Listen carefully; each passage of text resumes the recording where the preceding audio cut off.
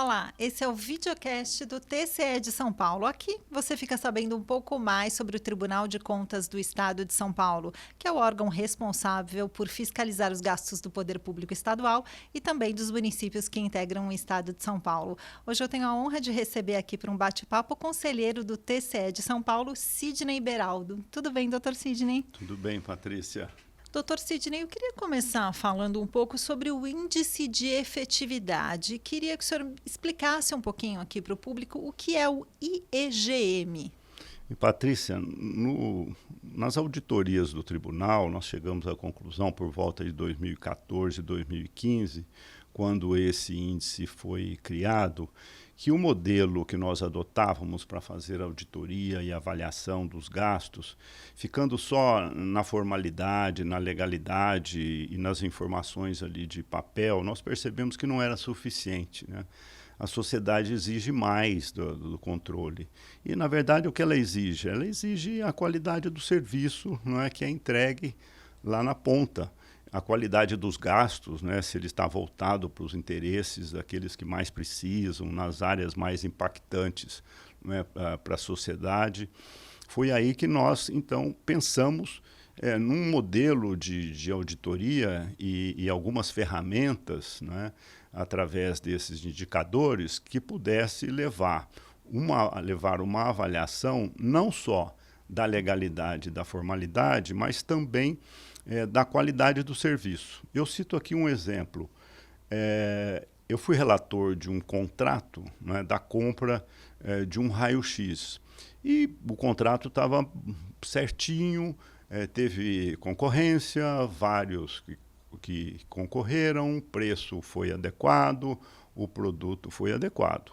O contrato foi avaliado regular, né? E depois de um tempo nós fomos fazer a verificação da execução desse contrato. E um ano depois, esse raio-x estava na caixa, fechado, porque não foi instalado, porque o local que ele deveria ser colocado não estava pronto e tal. Então, você estava conforme, estava legal, mas a efetividade... Mas o final do processo não estava correto. Exatamente, não tinha uma efetividade. Então, através destas auditorias, hoje, por exemplo, os contratos que nós avaliamos, quase que a maioria, mais de 90%, além da avaliação da legalidade, ele também tem o acompanhamento. Então, os nossos auditores vão lá, a construção da escola está sendo feita, está direitinho, está dentro do cronograma, os pagamentos estão sendo adequados, a qualidade do serviço é aquele que foi contratado. Então, isso tudo foi uma mudança, né, que ocorreu, eu acho bastante importante nesses últimos anos no tribunal. E essa ferramenta principal, né, porque ela... como é que ela é composta, né? Nós avaliamos sete temas: educação, saúde, planejamento, a parte fiscal, tecnologia e também a transparência, o e-cidade, que é cidades protegidas, e também a parte ambiental. Então, são 7. São 200 e poucos quesitos que são levantados. E cada item tem uma nota, tem algumas avaliações para que eles possam passar? É isso? Sim. Destes 200 e poucos quesitos, tem alguns subquesitos. 95 deles são pontuados, quer dizer, ele tem um ponto, uma pontuação. E, no final, é feito... não um ranqueamento, porque uma média, eu posso chamar assim. Nós evitamos de ter assim, o primeiro lugar, o segundo, até porque nós não queríamos gerar assim, algum problema. Então, nós classificamos como as agências classificam o país: A, B+, B, C, C+, e C. Quer dizer, aí tem altamente efetivo, muito efetivo, efetivo, em fase de adequação, que a gente põe o nome também, né, e baixo nível de adequação. Que, em resumo, é ótimo, bom, regular, ruim e péssimo. Então, até 0,5 é a pontuação mais baixa, né, aquele que vai no C, e depois... a cada 10 pontos, né, vai subindo, e a gente faz por município, uma avaliação, né? A avaliação de todos esses pontos, tem uma fórmula, e aí sim nós fazemos uma classificação, né? E nesse período já estamos no 8º ano de acompanhamento, de montagem de banco de dados. E foi o TCE que criou esse índice? Foi. Era uma necessidade. O Tribunal de Contas de São Paulo que criou. Depois houve o interesse. Nós temos o Instituto Rui Barbosa, que é um órgão que divulga as inovações feitas, né, nos tribunais.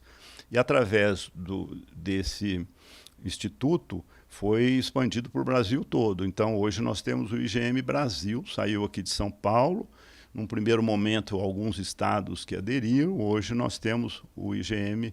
E é importante também, Patrícia, nós fizemos, depois de alguns anos de demonstração, de avaliação, o PNUD da ONU fez uma avaliação. O que é o PNUD, só para quem está assistindo entender? A ONU tem um departamento que é um programa de avaliação de políticas públicas, né, que é dentro da ONU. Então, este órgão fez uma avaliação dos nossos indicadores e nós fizemos assinamos um termo de cooperação, uma parceria, em que nós fornecemos esses dados, porque o PNUD, que esse órgão da ONU, como eu expliquei, sim, que cuida das ODS, né, que são os Objetivos de Desenvolvimento Sustentáveis, que são 17.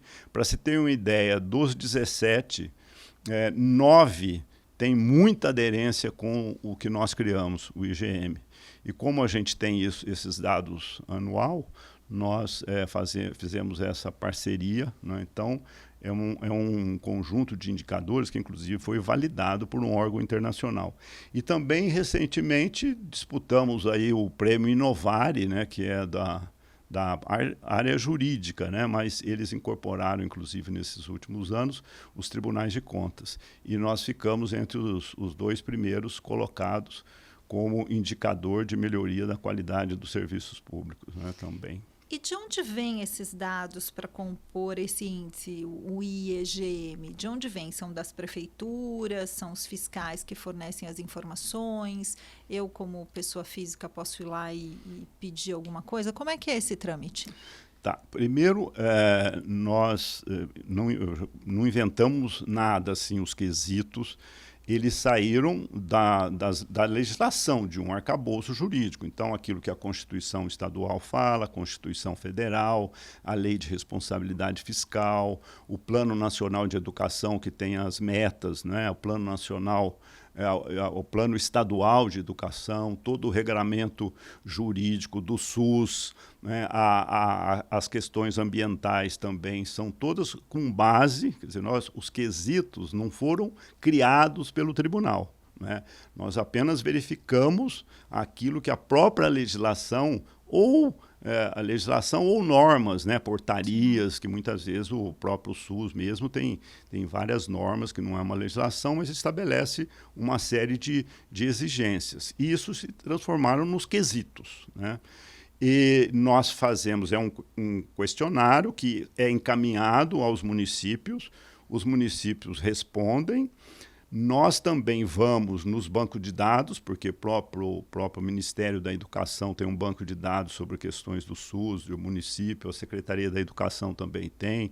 Então, outros bancos de dados, né, que a gente também subtrai estas informações.